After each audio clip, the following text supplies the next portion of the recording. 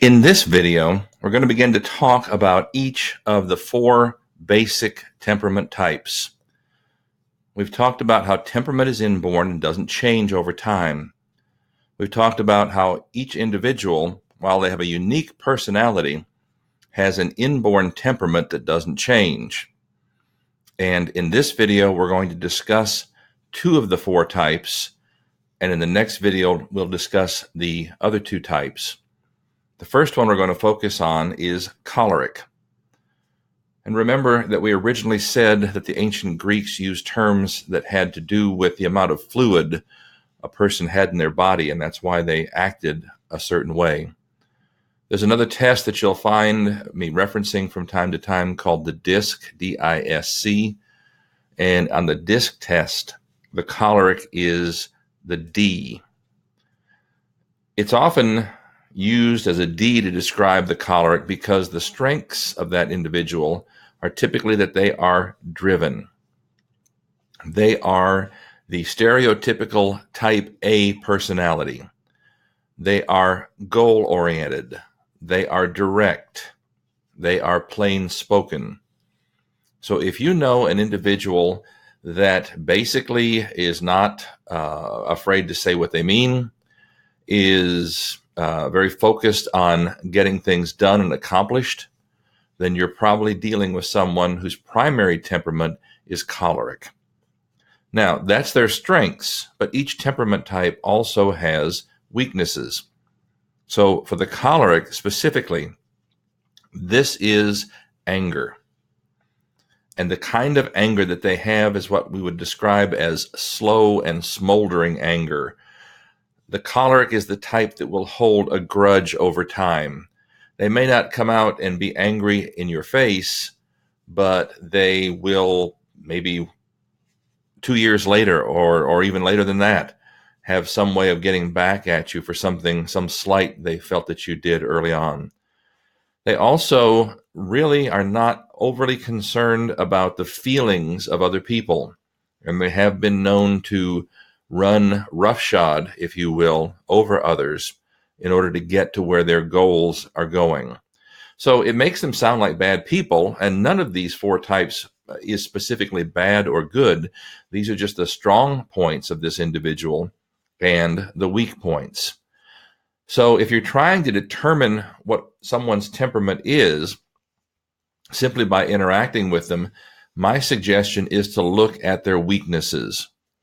The weaknesses tend to show up more clearly than perhaps someone's strengths. So you might look at someone who gets angry, who turns red and just kind of stews over something. Someone who maybe gets in front of you and doesn't apologize, whether that's in front of you physically or at work or in some other way. The choleric is one of the strongest of the four types. They are also one of the two types that tends toward extroversion. Two of these types tend to be extroverted, and two of these types tend to be introverted. Let's move on from the choleric to the melancholy.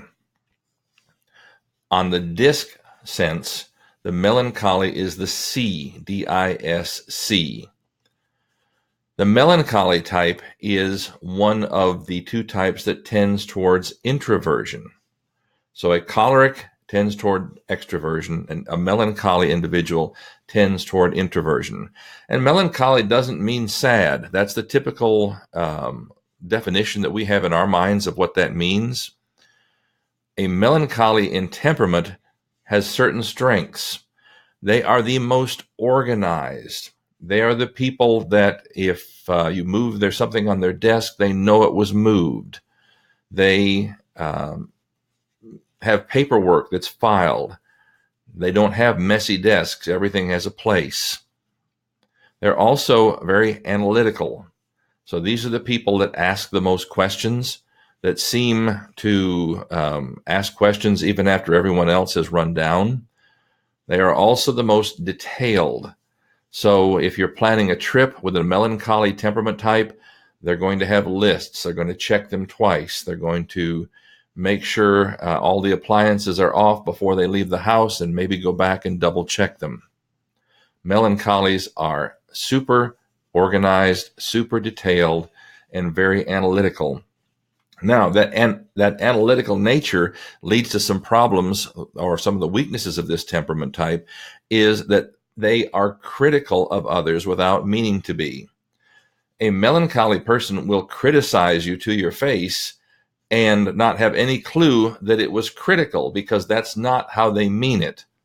Now, I understand that they may sound that way, that every indication of what they just said may sound like they just criticized you or what you're doing, but they don't mean it that way. And yet, because it comes across critical, that's one of the things that puts people off from the melancholy type.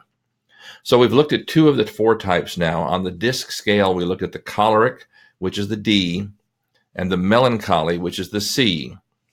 In the next video, we'll talk about the other 2 of the 4 basic types, and then we'll dive into the various blends.